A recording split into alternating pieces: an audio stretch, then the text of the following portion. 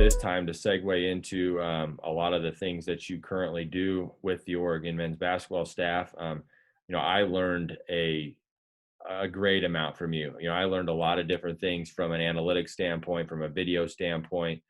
You taught me a lot. And I kind of want to use this time to segue into some of the things that you specifically do with advanced analytics and with video. I'm going to let you here share your screen so you can kind of go through a little bit of your workflow of what you present to the coaches and players at the University of Oregon. Okay, so this is an example of what we do for practices. So I'll have a manager up top with me, and they're on the tripod moving the camera while I'm live coding and labeling the practice. And so we stat every practice, and we have a cumulative look as well. And so if you look up here, I have all the players blurred, but Peyton had a good practice. I'll say this is Peyton Pritchard. I know it's him, so I'll use him as an example. So Peyton this day was 11 for 15 from the field, 7 for 9 from three. We count his rebounds as well, and this is something that that coach has liked, referencing to the players as well. So Peyton this day only had 5 assists. But right here, AO, we call those assist opportunities. So an example of this includes assists, but if, let's say, Peyton's driving down and he kicks it to you, Jake, and Jake, your three doesn't go in, Peyton still made the right play. And so that's an assist opportunity. Or, if it's a transition and, he throws it up to the big man, and the big man gets it and it goes off his leg. We'll count that as an assist opportunity as well. So coach really likes to see that guys are making the right plays, and so not all the time that you can see that through assists. You like seeing assist opportunities, so that's one kind of interesting stat that he likes to reference. So if we scroll down here, each guy's field goal attempt will also label whether it's uncontested or contested. And that's one big thing that coach emphasizes quite a bit. Is just how efficient uncontested shots are compared to contested shots. And so if you look down here at our total this day in practice, our field goal percentage was 82% uncontested, whereas our contested shots were 35%. And then this is actually something newer that we added this past year. We'll label the efficiency if we only get the ball to one side in the half court versus getting the ball to the second side in the half court, and then if we get it to more than two sides. And so I think one side, I have it blurred, but I think our average is typically around 12 to 14% on one side, and it jumps up all the way to probably the high 40s or the low 50s once we get to the second and the more than two sides. So that's our look of what we do in practice. So the next output windows, these are actually two different ones are coming up on the same slide, but the one on the left is our script that we'll have for games, and this is our offensive script. So I'll have a manager code offense, defense, possessions during games, and then I'll go back and label what we do offensively for each possession. And so, for example, this one right here will have our play call, the player who either turned the ball over or had the field goal attempt, the outcome, and then depending whether it was a successful possession or unsuccessful possession, it'll be red or green. And so this is nice to have, just to see if there's somewhat of a theme going in the game.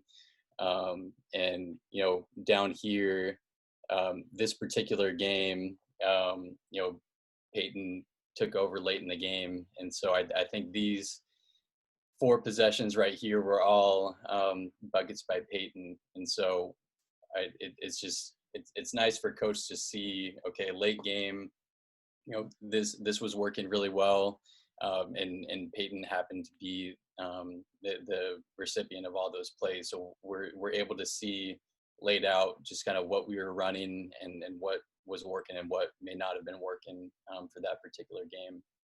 And then, so on the right is our offensive efficiency for games, and again, we had the same thing, our efficiency with ball movement, and so all of these in the gray are play calls, and so over to the left, they're in order based upon points per possession, and then these over here, while I got started out doing video, I relied so much on Synergy, and I loved how they ranked things from excellent, very good, all the way down to poor. But those are very generic stats from transition, spot up shooting, and different things like that. So I applied that and essentially tried to make our own Synergy where we're able to know what's ranked from excellent down to very poor based upon our play calls. So this is overall attempts, 2-point field goals, and 3-point field goals. And again, we'll have this as a cumulative look as well. And it's really helpful because we're able to see, especially during conference, we could play teams 2 times and we can see what worked well the first time we played them.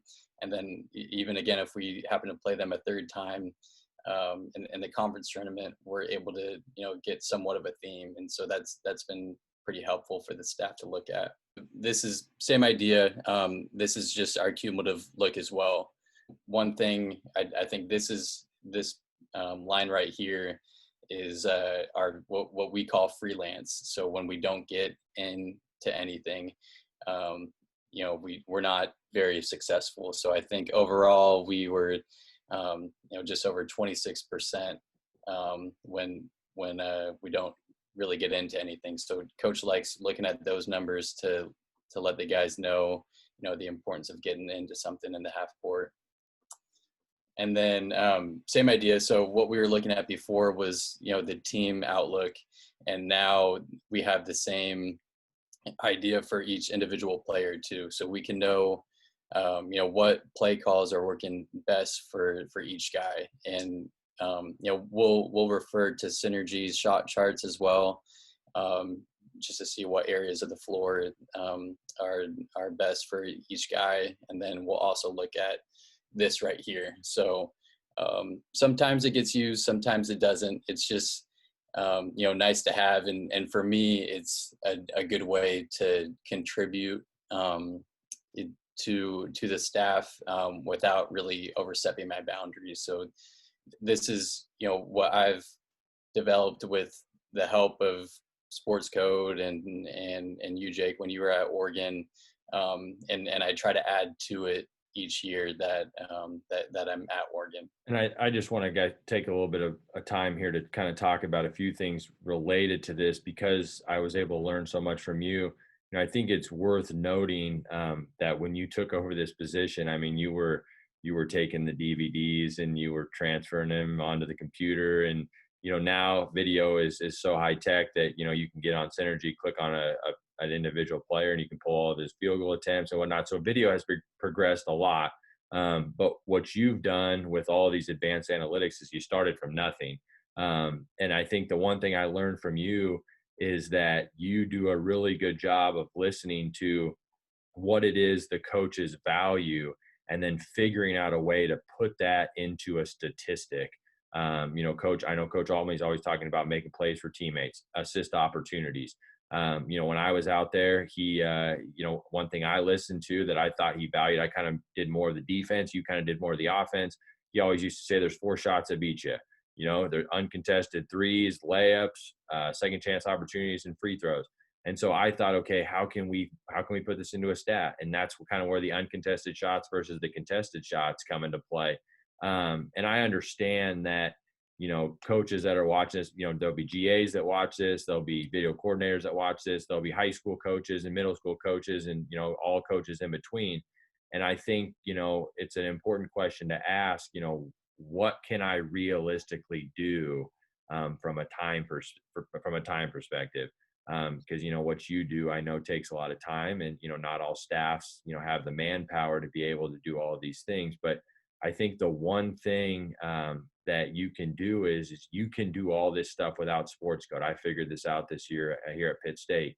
The contested versus the uncontested shots, that's always been a stat that I feel like is very, very important for coaches and players to see, is the difference of both offensively and defensively, whether the shot's contested or whether the shot's uncontested, how much higher the percentage is of those uncontested shots. We preach that to our guys. I know they preach that at Oregon as well.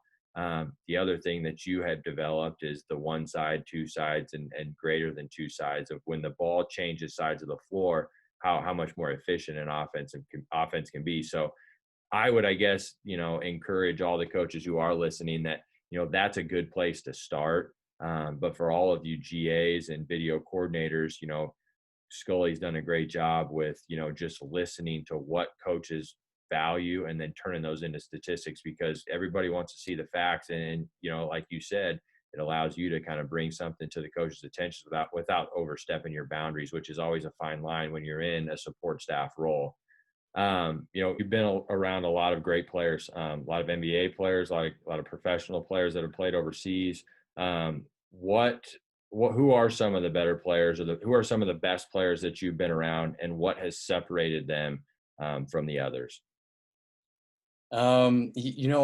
Peyton Pritchard and Dylan Brooks are the first players that come to mind. I think in my eyes, they're sort of the standard when it comes to a great work ethic. Peyton's regiment, he stays true to it. He'll lift every day, and he'll do certain exercises, and even on game days as well. And his practice routine, he'll come in at a certain time with the managers and our grad assistants. He has a routine that works for him, and he sticks to it. And I think Dylan Brooks was the same way as well. And something that stood out with Dylan too, in addition to having this, structured routine, he took the scouting reports so seriously. He would ask for it the day before. I knew that if we were going to be watching our pregame edit, I knew that I had to be in there 30 minutes before the rest of the team, because Dylan would want to watch it before anyone else did. And so I just think how detail oriented those two were, and them having a routine that worked for them, and they stayed true to it. Those two guys come to mind. And then along with players like Dylan Ennis and Jordan Bell, they just bought in so much to what was being asked of them, and their role. And they were just such good guys. I stay in touch with quite a few guys to this day. And, those two in particular, just they treated everyone so well. And I miss having a lot of those guys around. Well, Patrick, we appreciate you taking the time. I learned a lot. I've learned a lot from you here in the last 3 years, and I continue to learn from you. I continue to kind of lean on you as a resource. I really appreciate you taking this time and putting this preparation together to show kind of what you do from an advanced analytics standpoint, and sharing kind of what you do from a video standpoint as well, because, you put a lot of time into this. I know that firsthand. And so to share that with everybody else, I appreciate it. And hopefully some people will be able to take something that will help them in whatever role they have as a coach and wherever they're at. So thanks a lot for coming on. We appreciate it. Hopefully you're able to get back up to Eugene and get rolling here soon. All right. Thanks, Jake. Thanks for having me on.